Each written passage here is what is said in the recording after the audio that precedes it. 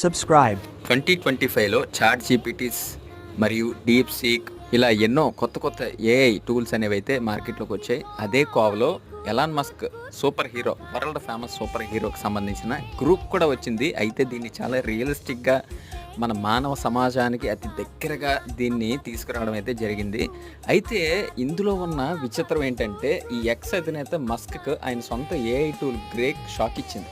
అత్యధికంగా తప్పుడు సమాచారాన్ని వ్యాప్తి చేసేది మస్కేనని తేల్చి చెప్పేసింది. 200 మిలియన్ ఫాలోవర్ల కారణంగా మస్క్ ఏం చెప్పినా భారీ రీచ్ ఉండడమే నా జవాబుకు కారణం అని కూడా చెప్పింది. నా సమాధానాన్ని మార్చేందుకు ఆయన సంస్థ ప్రయత్నించింది.